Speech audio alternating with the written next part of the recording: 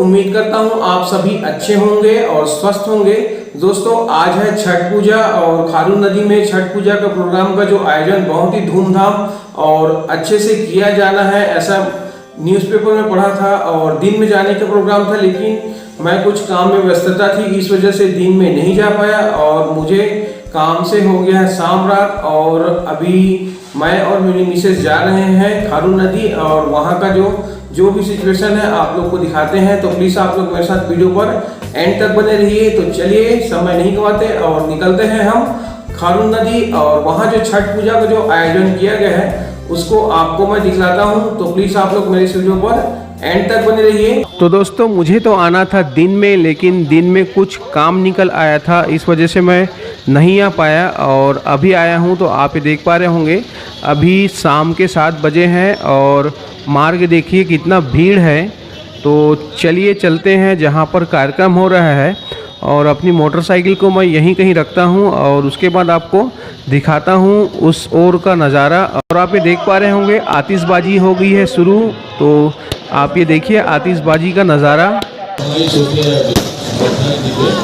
और हमारे बीच में आदरणीय भाई संजय राष्ट्र जी आभार व्यक्त करता हूँ। और दोस्तों, यहाँ पर तो सांस्कृतिक कार्यक्रम भी हो रहा है, तो चलिए चलते हैं पास में और देखते हैं। सर्व समाज के संस्कृतियों में, सर्व समाज के पर्वों में समय देकर के सबका आइए। इन दोनों कलाकारों से मैं निवेदन करूंगा, वीरेंद्र जी से, सुनीता जी से, कि जो पारंपरिक माँ छठ का जो पारंपरिक गीत है, जो आदि गीत है कांचही बास के बहंगिया, उसका एक अंतरा और एक और गीत, ये 2 गीत भोजपुरी संस्कृति के आप माननीय अतिथि के चरणों में और तमाम व्रतियों के चरणों में प्रस्तुत करेंगे सीधे सीधे। उसके बाद मुखातिब होंगे। पहले गीत समय का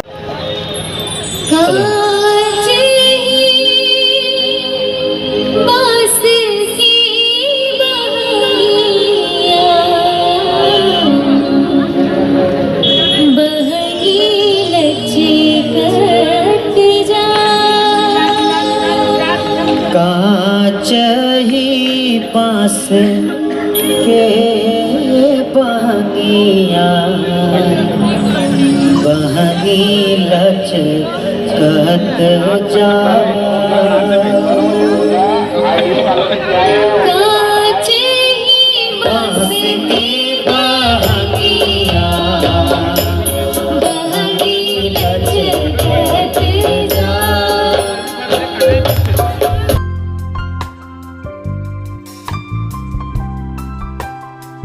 दोस्तों, छठ व्रत का एक पौराणिक कथा है कि जब पांडव अपना सारा राजपाट जुए में हार गए थे, तब द्रौपदी ने छठ व्रत रखा और छठ का व्रत रखने से ही पांडव को उनका खोया हुआ राजपाट फिर से प्राप्त हो सका।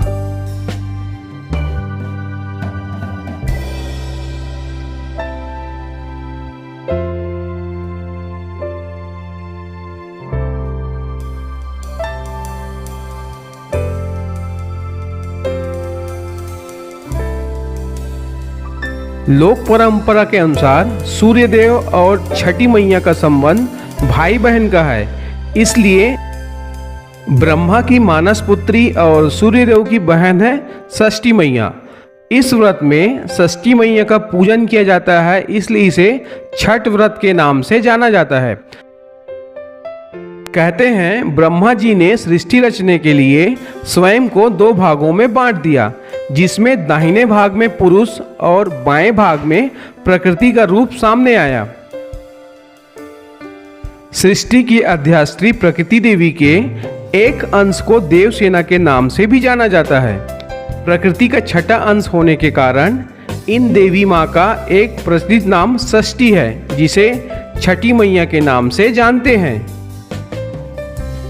कार्तिक मास के शुक्ल पक्ष की षष्ठी तिथि को डूबते सूर्य को अर्घ देकर उत्सव मनाया जाता है। हम सभी इसे महापर्व छठ के नाम से जानते हैं। उषा अर्घ और संध्या अर्घ के साथ यह त्योहार को पूरे देश में धूमधाम से मनाया जाता है।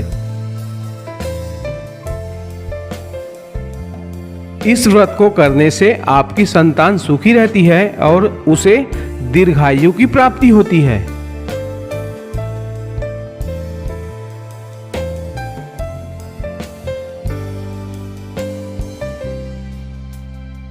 प्राचीन काल से यह भी मान्यता चली आ रही है कि महाभारत काल में सूर्यपुत्र कर्ण ने भी छठ की पूजा की थी। कर्ण भगवान सूर्य के परम भक्त थे। वह प्रतिदिन घंटों कमर तक पानी में खड़े होकर सूर्य को अर्घ देते थे। सूर्यदेव के कृपा से ही वह महान योद्धा बने और आज भी छठ में अर्घ दान की परंपरा प्रचलित है। आज के इस पावन पर्व पर जो दृश्यमान देवता जो प्रकाश के पुण्य है भगवान भास्कर जो 7 रथों 7 घोड़ों से जुटे हुए रथ पर आसीन होकर कर रहे हैं।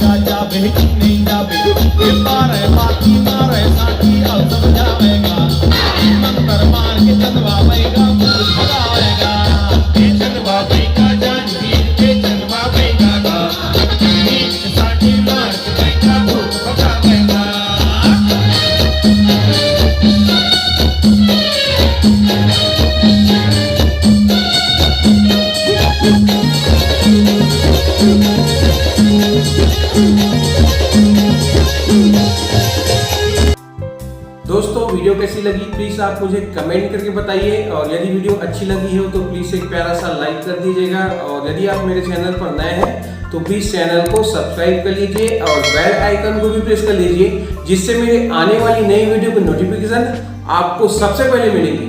तो आज के लिए इतना ही है, मिलते हैं हम फिर नई जगह नई वीडियो में। तब तक के लिए बाय बाय, टेक केयर।